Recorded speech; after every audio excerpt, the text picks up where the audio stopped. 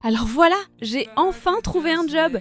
Après 3 mois de recherche, je suis embauchée dans un food truck qui vend des plats africains délicieux. Le Miam Miam Sénégal. Le patron, c'est Mamadou. Sénégalais, grand, souriant, avec une voix qui fait comme quand tu bois un thé bien chaud le matin.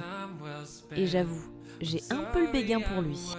J'avais déjà confondu la sauce piquante avec la sauce tomate douce pour une cliente qui détestait le piment. Elle avait fait une tête comme si elle avait avalé un feu d'artifice. Hé Karine, t'inquiète pas. On va dire à la cliente que c'est une recette secrète du Sénégal. Elle reviendra demain, tu verras. Mon visage a pris la couleur d'une tomate. Plus tard, Mamadou prenait une pause derrière le truck. J'ai décidé de lui apporter un verre d'eau fraîche.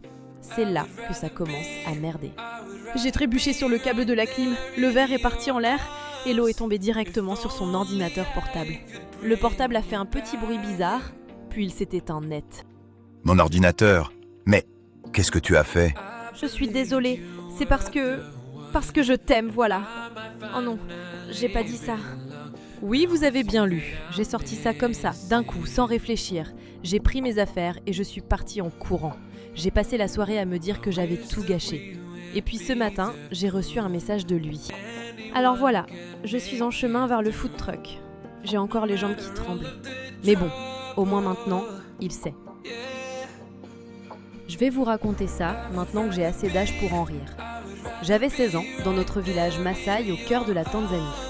Mon père était chef de la tribu. Et comme c'était la coutume, quand une fille atteint l'âge de la maturité, elle est promise à un homme plus âgé. Nakuru, mon enfant. Tu es devenue une femme. Tu vas épouser Mzekaelo. La préparation du mariage a duré 3 jours. Ma mère m'a cousu une robe en peau de vache tellement lourde que je marchais comme une girafe. Et bien sûr, pendant la danse, j'ai trébuché sur la queue d'un chien et j'ai fini dans la marmite de Pilaf. La nuit de noces, c'était pire. J'ai fait tomber la statuette de son ancêtre protecteur. Elle s'est cassée en deux. Puis quand il a voulu m'attraper la ceinture, il a fait une culbute en arrière et s'est cogné la tête. J'ai cru que je l'avais tué. Ma fille, tu es tombée dans le pilaf. Mais au moins tu as assaisonné le repas. Avec toi, on ne va pas s'ennuyer. Nakuru, ta maladresse, c'est ce qui te rend unique. Ne change jamais, petite. Le monde a besoin de gens comme toi. Quelques mois plus tard, il m'a autorisé à partir. Il m'a dit « Ta maladresse, c'est ce qui te rend unique. » Et je ne l'ai pas oublié. Après Mamadou, j'ai rencontré Thomas. Français, blond, yeux bleus, un mec sorti d'une pub de fromage de comté. Mais sa mère, Madame Dubois, elle est un peu d'un autre temps. Quand je suis arrivée chez elle avec ma robe Maasai et mon panier de fruits, elle m'a regardée de la tête aux pieds. Tu es vraiment imposante, hein. On n'est pas en pleine savane ici, ma petite. Au moment du poulet rôti, le téléphone du frère a sonné. J'ai fait une secousse et le poulet est parti en l'air, droit sur la jupe blanche de Madame Dubois. Elle a crié comme si elle avait été piquée par une araignée. Là, j'en ai eu marre.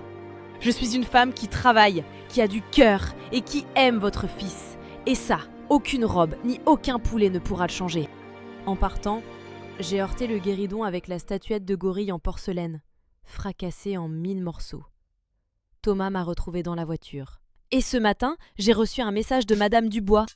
Pour le bénévolat, on m'a affectée au nettoyage de la mosquée El Fat. Le responsable m'a accueillie avec un grand sourire. Et petit à petit, j'ai commencé à écouter les prédications de l'imam Habib.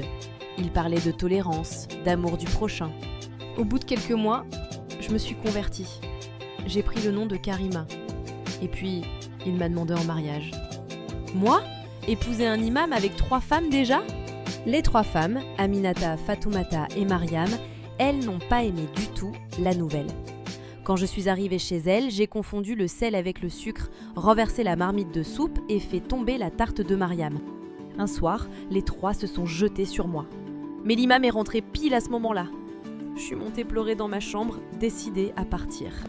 Je suis désolée, Karima. On avait peur de perdre notre mari. Pardonne-nous, s'il te plaît. Karima, tu apportes la joie dans cette maison, même si c'est toujours avec un peu de bazar. Depuis ce jour, les choses ont changé. Elles m'ont appris les plats maliens, je leur apprends le français. On rit ensemble. Et l'imam a dit vrai. J'apporte la joie dans cette maison, même si c'est toujours avec un peu de bazar.